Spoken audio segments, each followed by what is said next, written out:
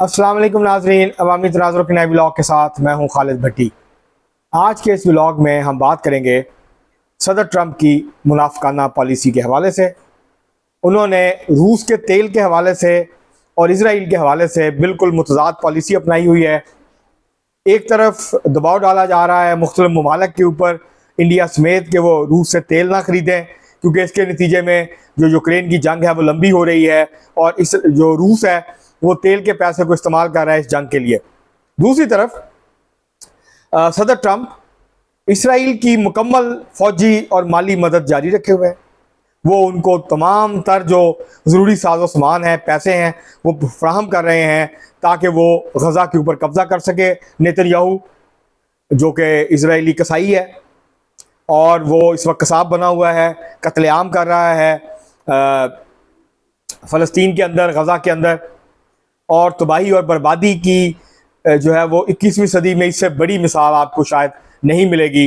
पहले 25 साल जो है 21वीं सदी के, उसके अंदर कि किस तरीके के साथ ये जो सदर ट्रंप हैं और मुख्तलिफ मगरबी ममालिक के हुक्मरान हैं, वो किस तरह इसराइल की मदद कर रहे हैं कि वो फ़लस्तीनियों का कत्लेआम जारी रखे, और किस तरह वो इसराइल दूसरी तरफ रूस के ऊपर दबाव डाल रहे हैं कि वो यूक्रेन की जंग बंद करे, और उन मुख्तलिफ ममालिक के ऊपर दबाव डाला जा रहा है कि वो रूस से तेल ना ख़रीदें। ये मुनाफ़िकत है, इंतहा दर्जे की मुनाफ़िकत है, और ये दोगलापन है जो कि अब मुकम्मल तौर पर बेनकाब हो रहा है। तो ये सारी सूरत हाल के ऊपर आज हम बात करेंगे कि ये आखिर सदर ट्रंप चाहते क्या हैं, क्यों वो इस वक्त जो वज़ीर आज़म है इंडिया के, मोदी, उनको वो निशाने पर रखे हुए हैं। इस सारी सूरत हाल के ऊपर जो है वो आज के इस व्लॉग में हम बात करेंगे। इससे पहले कि हम अपने मौजू की तरफ बढ़ें, आपसे गुजारिश है कि अगर आपने हमारा चैनल अवामी तनाज़ुर अभी तक सब्सक्राइब नहीं किया, उसको सब्सक्राइब कर लें। आपको वीडियो पसंद है इसको शेयर करें, लाइक भी करें, बेल आइकॉन जरूर दबा दें, टली जरूर खटका दें। अब हम बढ़ते हैं अपने आज के मौजू की तरफ। दुनिया में दो बड़े इस वक्त तनाज़े हैं। एक तरफ 3 साल से इसराइल जो है उसने जो है वो गज़ा की ईंट सीट बजा दी है। अब तक 70,000 से ज़ायद फ़लस्तीनी, जिसमें बच्चे और ख़वातीन शामिल, वो शहीद हो चुके हैं। इसराइल पूरा जो गज़ा का इंफ्रास्ट्रक्चर है वो तबाह बर्बाद कर दिया गया है, मिलियामेट कर दिया गया है, घर तबाह कर दिए गए हैं, हॉस्पिटल्स उड़ा दिए गए, कोई यूनिवर्सिटी, कोई स्कूल, कोई कॉलेज, कोई बिल्डिंग सलामत नहीं है गज़ा की। और अब जो इसराइली काबीना है उसके हवाले से इसराइली मीडिया ये दावा कर रहा है कि नेतन्याहू पूरे गज़ा के ऊपर कब्ज़ा करने की प्लानिंग कर रहे हैं और जल्द इसराइली फ़ौज इस हवाले से हमला करने वाली है। इसका मतलब क्या होगा? इसका मतलब ये होगा कि फ़लस्तीनियों को या तो धकेल के मगरबी किनारे या उनको मिस्र के साथ जो है वो लगा दिया जाएगा और वो अपनी ही सरजमीन पे बेघर हो जाएंगे। और दूसरी तरफ, एक तरफ ये रवैया है और इस रवैये को सदर ट्रंप की मुकम्मल हमायत हासिल है। सदर ट्रंप इसराइल की मुकम्मल पुष्पनाही कर रहे हैं, उनको असला फराहम कर रहे हैं, उनको गोला बारूद दे रहे हैं, उनको मिसाइल दे रहे हैं, उनको बॉम्ब्स दे रहे हैं जो फ़लस्तीनियों पे गिर रहे हैं, और उसके साथ साथ इसराइल को पैसा मिल रहा है जिसकी बदौलत वो इसराइल जो है वो फ़लस्तीनियों के ऊपर इतनी देर से ये तमाम मज़ालम जो है उसको जारी रखने में जो है अब तक हमें कामयाब नज़र आता है। और उसके साथ साथ वहशत, बर्बरियत, जुल्म की जो है वो हम जो तारीख़ की किताबों में पढ़ा करते थे, जो हमने पढ़ा था कि हिटलर ने ये किया, उसने इतने लोग मार दिए, ये सब कुछ, ये कत्लेआम, ये जिनोसाइड, हमने फिल्में देखी, सुना भी, देखा भी थोड़ा बहुत। रवांडा में जो कत्लेआम हुआ जिसमें 5 लाख से ज़्यादा लोग मारे गए थे, तय तय कर दिए गए थे, कत्ल कर दिए गए थे, इस वजह से कि वो एक दूसरे कबीले से इतनी नफरत थी। अब यही कैफियत जो है वो इसराइल की तरफ से फ़लस्तीनियों के साथ है। और दूसरी तरफ यूक्रेन और रूस की जंग जारी है। सदर ट्रंप ये चाहते हैं कि रूस की जो जंग है वो बंद हो जाए और रूस जो है वो जंग बंदी पे आमादा हो जाए। तो वो पहले ट्रंप ने बातचीत के ज़रिए इस मामले को तय करने की कोशिश की, जब सख्त शराइत सामने आई जो कि यूक्रेन की हुकूमत के लिए काबिल कबूल नहीं थी। पहले तो अगर हम पीछे जाएँ तो पहले तो सदर ट्रंप ने ज़ेलेंस्की को, जो कि यूक्रेन का सदर है, उसके ऊपर दबाव डाला, उसको मजबूर करने की कोशिश की कि जो अमरीकी सदर की ख्वाहिशात हैं उसके मुताबिक वो चले। जब उसने रेजिस्टेंस दिखाई तो सदर ट्रंप ने पूरी दुनिया के सामने उसको ज़लील और रुस्वा करने की कोशिश की। अब तक 1-to-1 मुलाकात तो नहीं हुई है सदर ट्रंप की और सदर पुतिन की, लेकिन टेलीफोनिक गुफ्तगू कई दफ़ा हो चुकी है, लेकिन किसी नतीजे पे नहीं पहुंचा जा सका। अब जो मामला है वो ये है कि सदर ट्रंप ने ये वादा किया था अपनी इंतखाबी मुहिम में कि वो इलेक्शन जीतने के बाद, सदर बनने के बाद 3 माह के अंदर अंदर यूक्रेन की जो जंग है इसको बंद करवा देंगे और इसका पुरअमन जो है वो तस्फिया वो करवा देंगे, लेकिन वो ये नहीं करवा पाए।